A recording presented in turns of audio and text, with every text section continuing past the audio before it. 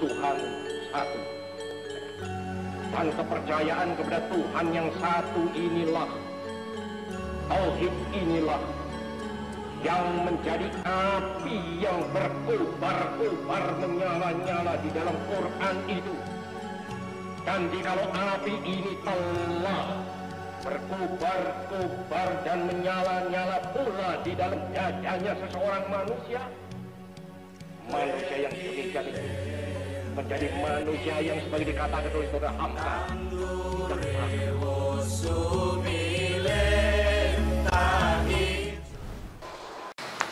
Bismillahirrahmanirrahim.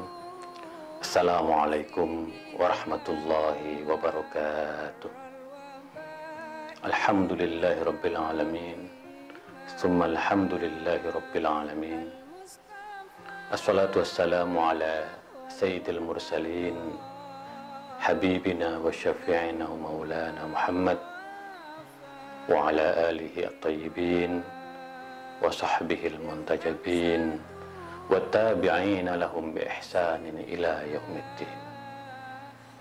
Sahabat Islam ramah, marilah kita terus bersyukur kehadirat Allah Subhanahu wa taala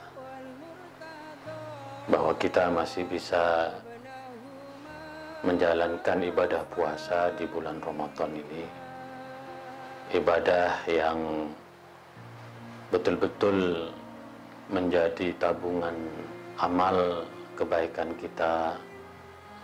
As-sawmu li wa an azzi bihi, bahwa ibadah puasa itu milikku dan aku yang akan memberikan pahala.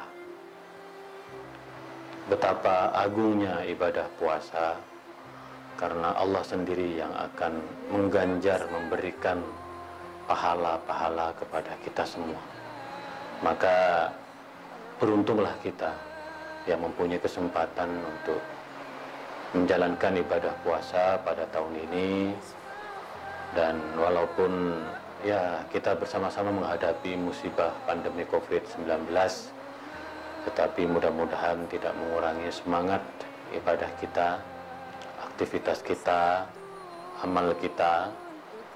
Dan kata kuncinya adalah syukur, karena dengan syukur kita akan mendapatkan manfaat rezeki yang insya Allah berkah melimpah bagi kita semua. Selawat serta salam marilah kita terus sampaikan, kita baca kepada baginda Rasulullah Sallallahu Alaihi Wasallam. Selawat yang insya Allah menentamkan hati kita, selawat yang insya Allah akan membukakan pintu-pintu kebahagiaan bagi kita, selawat yang akan menjadi obat hati, obat batin kita di saat kita sedih, di saat kita gelisah. Maka kita sebagai umat Islam terus bersolawat, Allahumma sholli ala Sayyidina Muhammad wa ala ali Sayyidina Muhammad. Sahabat Islam ramah, kita akan melanjutkan ngaji pemikiran keislaman Bung Karno.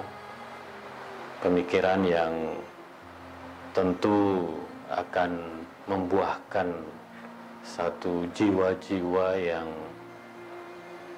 lahir kembali, jiwa-jiwa yang bangkit, jiwa-jiwa yang akan menjadikan Islam sebagai agama rahmatan lil alamin, jiwa-jiwa yang akan menjadikan Islam sebagai way of life, sebagai pedoman hidup kita. Tentu Bung Karno atau pengalaman Bung Karno ini sangat berharga bagi kita, karena selain jasa-jasanya bagi negeri ini yang tidak ternilai dari saking besarnya, tetapi pengalaman pribadi Bung Karno dalam mendalami, memaknai dan mengamalkan Islam dalam konteks keindonesiaan dan bahkan dunia akan membawa kemaslahatan dan kebaikan bagi kita semua. Dan saya percaya kenapa selama bulan Ramadan tahun ini saya melakukan pengajian pemikiran keislaman Bung Karno, karena hazanah ini harus disebarluaskan, harus disedekahkan kepada umat Islam di Indonesia, kepada kaum milenial, sehingga mereka juga merasakan api Islamnya Bung Karno, merasakan betapa penghayatan Bung Karno terhadap ajaran dan hasanah Islam telah membentuk kepribadian bangsa ini. Nah, sahabat Islam Ramah, kali ini saya akan mengaji salah satu pidato dan tulisan Bung Karno tentang Al-Quran membentuk manusia baru. Pidato ini disampaikan dalam peringatan Nuzulul Quran di Istana Negara pada tanggal 6 Maret 1961. Nah, ini peringatan Nuzulul Quran. Sekali lagi Bung Karno selalu mengutamakan ya peringatan-peringatan besar dalam Islam, khususnya Nuzulul Quran, karena peringatan turunnya Al-Quran itu mempunyai makna yang sangat besar bagi lahirnya revolusi dan api Islam. Maka Bung Karno selalu menjadikan momentum Nuzulul Quran sebagai momentum untuk membangkitkan kembali api Islam. Karena kalau kita betul-betul memahami api Islam, bukan abu Islam, kata Bung Karno, maka insya Allah hidup kita akan semakin baik. Nah, ini yang dikisahkan oleh Bung Karno. Ini sebuah peristiwa yang sangat pribadi pada diri Bung Karno, tetapi peristiwa ini dikabarkan, disebarluaskan kembali oleh Bung Karno untuk agar kita umat Islam mempunyai keyakinan, mempunyai pegangan yang teguh terhadap Al-Quranul Karim. Kenapa? Karena setiap ayatnya di dalam Al-Quran itu membentuk kepribadian, membentuk karakter, dan melahirkan manusia-manusia baru. Nah, Bung Karno selalu ditanya, apakah Bung Karno percaya kepada Tuhan? Nah, kita tahu bahwa suasana politik pada saat itu, suasana politik yang sangat gaduh, ramai seperti di medsos saat ini. Pertanyaan-pertanyaan, apakah Bung Karno percaya kepada Tuhan?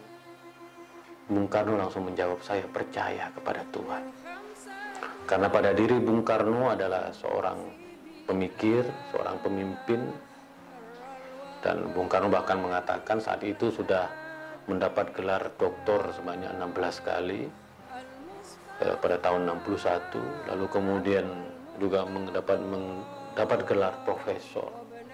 Tetapi masih ada orang yang bertanya, apakah Bung Karno percaya kepada Tuhan? Bung Karno langsung menjawab, saya percaya kepada Tuhan. Dan alasannya itu ada alasan normatif tekstual. Bung Karno menjawab bahwa kalau membaca Al-Quran, terutama ayat-ayat yang turun di Mekah, disebut dengan al-ayat al-makkiyah, itu memang jelas sekali bahwa Al-Quran membangun keimanan dan membangun ketakwaan. Tetapi lebih dari itu, Bung Karno mengisahkan pengalaman pribadinya. Bagaimana Bung Karno, betapa iman dia kepada Allah, iman Bung Karno kepada kitab suci Al-Quran itu menjadi pengalaman hidupnya di tengah penjajahan Belanda. Kita tahu bahwa Yogyakarta diserbu oleh Belanda pada tanggal 19 Desember 1948, 3 tahun setelah Indonesia merdeka. Lalu pada tanggal 22 Desember pada tahun yang sama, 48, Bung Karno diasingkan ke Brestagi, ditempatkan di sebuah rumah, dikelilingi oleh pagar berduri dan serdadu Belanda. Alhamdulillah saya sudah sampai di tempat pengasingan Bung Karno ini di Brestagi itu. Nah, di tempat itu Bung Karno ditemani oleh 2 orang, suami istri, dan tentu ada serdadu Belanda yang menjaga rumah pengasingan Bung Karno. Yang laki-laki suaminya bernama Karno, yang perempuan bernama Musiah, yang bertugas sebagai juru masak di rumah pengasingan. Nah, ketika Musiah dan Karno sedang memasak untuk Bung Karno, lalu datanglah serdadu Belanda. Apa yang kamu lakukan? Musiah dan Karno menjawab, saya sedang memasak untuk Bung Karno.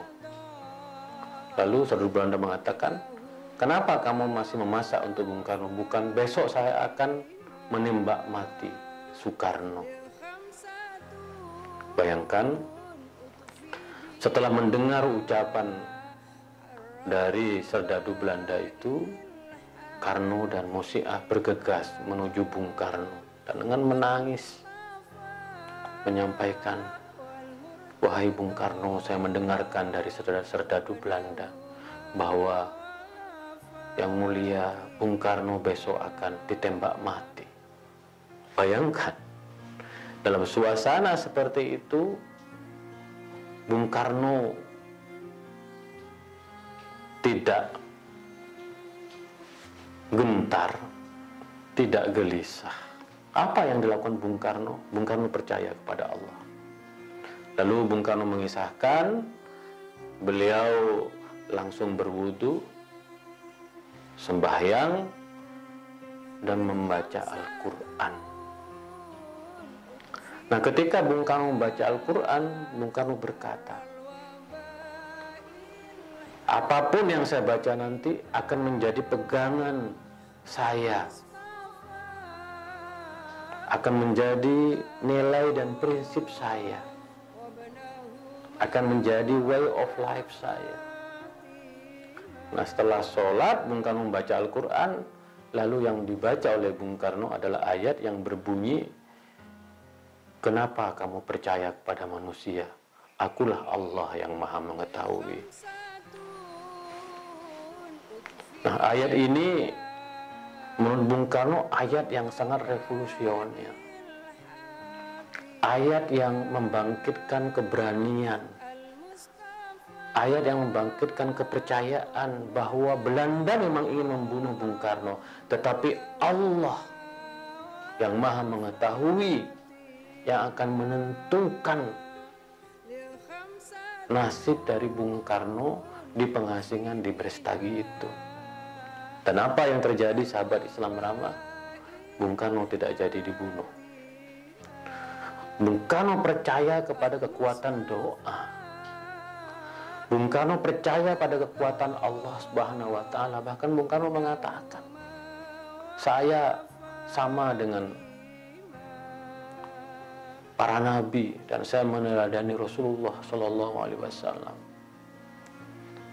yang selalu memohon kepada Tuhan, Iyyaka na'budu wa iyyaka nasta'in. Sungguhnya aku beribadah kepadamu, hai Allah, dan sungguhnya aku meminta pertolongan kepadamu, kepada Allah. Maka kata Bung Karno, saya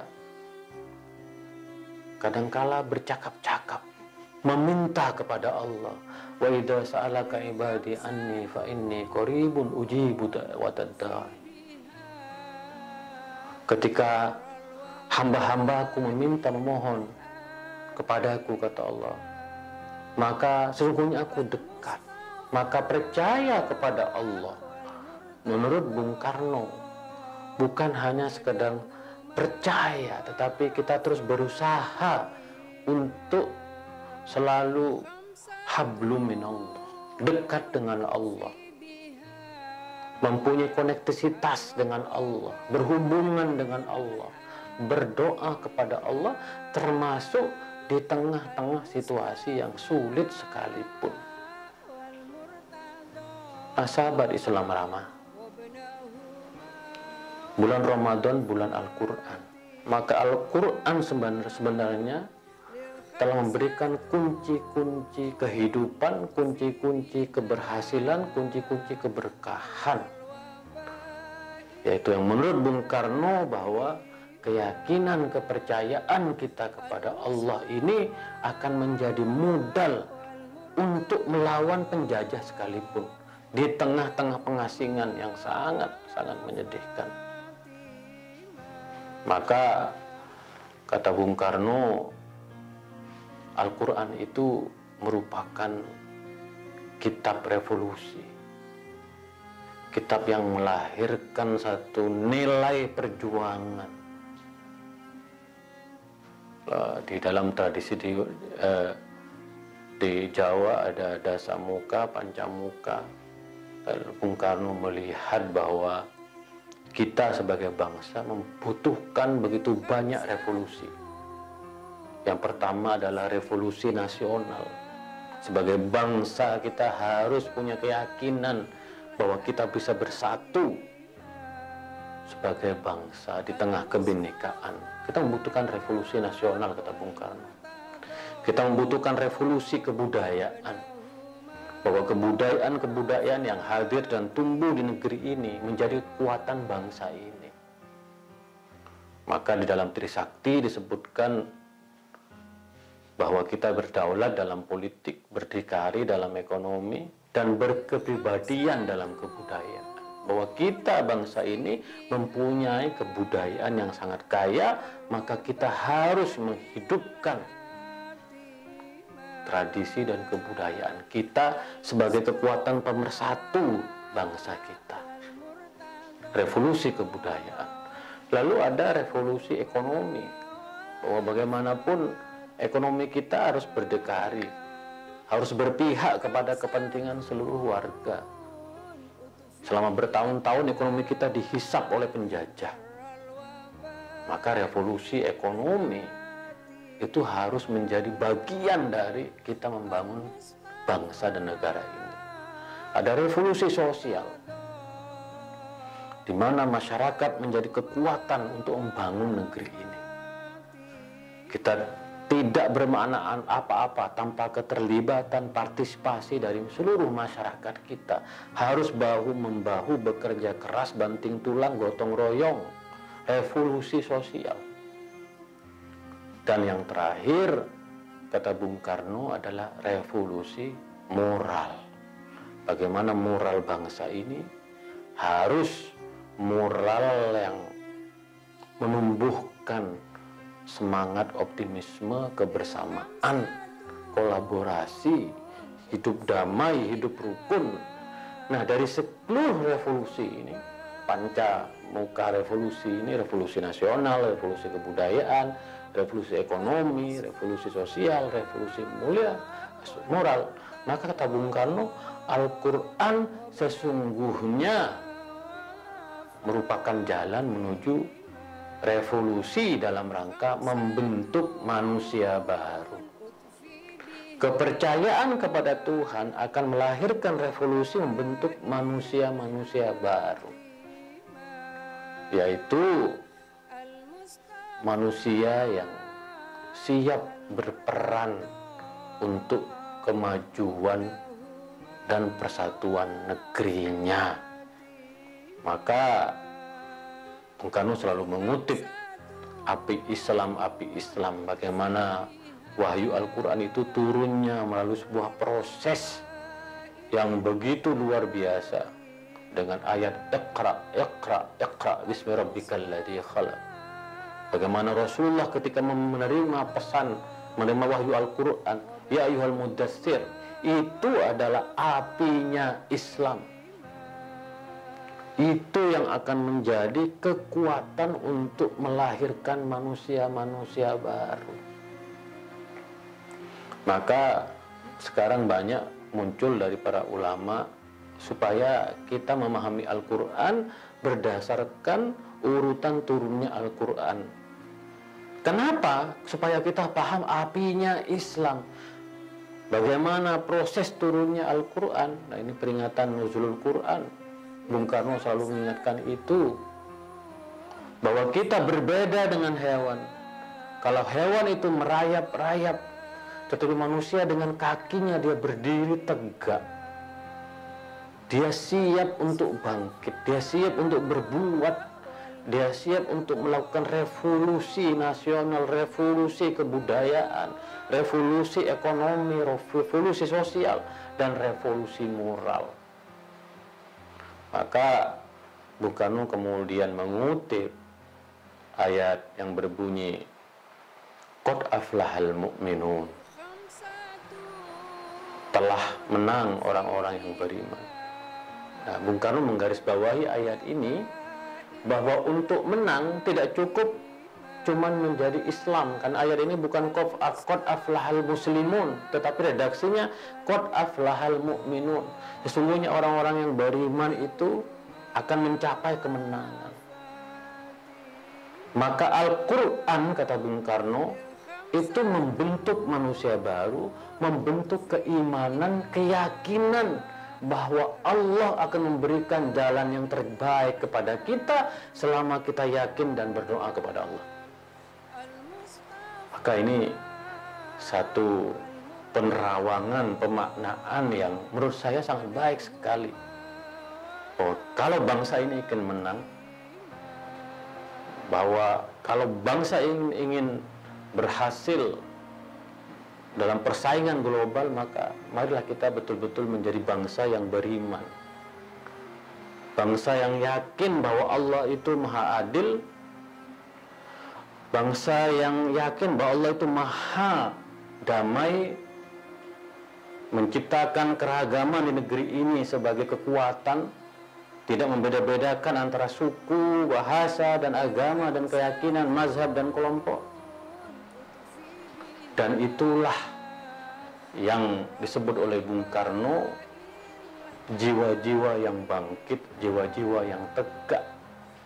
Maka kata Bung Karno, kita sebagai umat Islam yang berpegang teguh kepada Al-Quran, hendaknya kita tidak mengkerat, tidak putus asa, tidak kehilangan akal, tidak kehilangan istihad untuk membangun negeri ini. Nah, perjuangan membentuk manusia baru, kata Bung Karno, harus menciptakan masyarakat yang adil makmur, masyarakat yang cukup sandang pangan papan, masyarakat yang sejahtera, gemah ripah jinawi. Itulah tujuan kita sebagai bangsa dan tanggung jawab kita sebagai hamba Allah yang yakin percaya kepada Allah. Dan kata kuncinya, kata Bung Karno, adalah terus menyalakan api Islam. Api Islam inilah yang akan menjadi kekuatan kita sebagai sebuah bangsa. Bahwa Islam yang kita yakini adalah Islam yang membawa kepada kemaslahatan, Islam yang membawa kepada keadilan, Islam yang membawa kepada kedamaian. Dan tentu belajar dari pengalaman Bung Karno bahwa iman kepada Allah bisa menaklukkan niat buruk penjajah, bisa mengalahkan penjajahan. Dan kita sekarang hidup di alam merdeka, tidak ada lagi penjajah. Tetapi kata Bung Karno, kita harus menanamkan satu semangat revolusi di dalam diri kita untuk melahirkan manusia-manusia baru. Maka umat Islam mau tidak mau harus menggali spirit api Islam di dalam Al-Quranul Karim. Karena spirit-spirit di dalam Al-Quran itu akan melahirkan satu keyakinan bahwa kita bisa dan mampu membangun negeri ini, bahwa kita mampu menjadikan negara ini negara yang besar. Betapa luar biasanya kita mempunyai tanah yang subur, kita mempunyai kebudayaan yang kaya, kita mempunyai sumber daya manusia yang tidak kalah dengan bangsa-bangsa yang lain. Kita mempunyai agama-agama yang menjadi penopang dari kekuatan bangsa ini.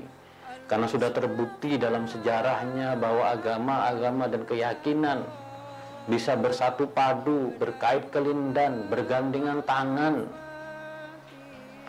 Dan ini yang kata Bung Karno akan menjadi kekuatan bangsa ini di masa-masa yang akan datang. Dan kata kuncinya adalah meneguhkan iman kepada Allah. Ya, kita sahabat Islam Ramah mungkin saja ya, kita bangga sebagai umat Islam. Tetapi apakah kita sebagai umat Islam betul-betul mempunyai keimanan dalam diri kita kepada Tuhan, kepada Allah Subhanahu wa Ta'ala? Bahwa di tengah situasi yang sulit sekalipun seperti pandemi COVID-19 ini, kita harus beriman, percaya kepada Allah. Ilmuwan, pemerintah bergerak, tetapi kita selalu berikhtiar, berdoa, istighosah, seperti dilakukan oleh Nahdlatul Ulama Muhammadiyah. Mari kita perkuat iman kita. Supaya apa, kata Bung Karno? Supaya kita mencapai kemenangan. Kalau kita beriman kepada Allah, insya Allah, Allah yang maha adil, maha mengetahui, akan terus menolong bangsa ini. Sahabat Islam Ramah, belajar dari Bung Karno bahwa kita selalu percaya bahwa Allah mencintai negeri ini. Allah mencintai kita semua. Allah mencintai Indonesia. Indonesia merdeka, Indonesia lahir selain karena perjuangan para pendiri bangsa, tetapi juga karena pertolongan Allah Subhanahu wa Ta'ala. Dan pertolongan Allah ini harus dilanjutkan dengan lahirnya manusia-manusia baru yang dalam dirinya mempunyai jiwa-jiwa yang tegak dan bangkit, jiwa-jiwa yang selalu diperkuat oleh api Islam, yang terus membaca, menelaah, beristihad, bekerja, bergotong royong untuk membangun negeri ini. Sahabat Islam Lama, itulah pikiran-pikiran Bung Karno yang menurut saya akan menjadi satu pengalaman berharga, akan menjadi satu inspirasi. Betapa keyakinan Bung Karno dengan satu ayat mampu menaklukkan penjajah. Padahal dalam Al-Quran ada ribuan ayat yang bisa kita ambil apinya, kita ambil sebagai kekuatan untuk kita menjalani hidup, baik sebagai pribadi maupun sebagai warga bangsa. Negeri ini membutuhkan pertolongan Allah. Negeri ini membutuhkan kita semua. Kalau kita bersatu, kalau kita selalu bergandengan tangan, insya Allah rahmat Tuhan akan lahir, akan turun pada kita semua dan menjadikan negeri ini semakin maju, semakin adil, semakin kuat, dan seluruh kita semua meyakini itu semua. Itulah kira-kira ngaji pemikiran keislaman Bung Karno episode kali ini. Kurang lebihnya saya mohon maaf. Kita akan lanjutkan pada esok hari. Wa ma taufiqi illa billah, alaihi tawakkaltu wa ilaihi unib, wallahul muwaffiq ila aqwamit thoriq. Assalamualaikum warahmatullahi wabarakatuh.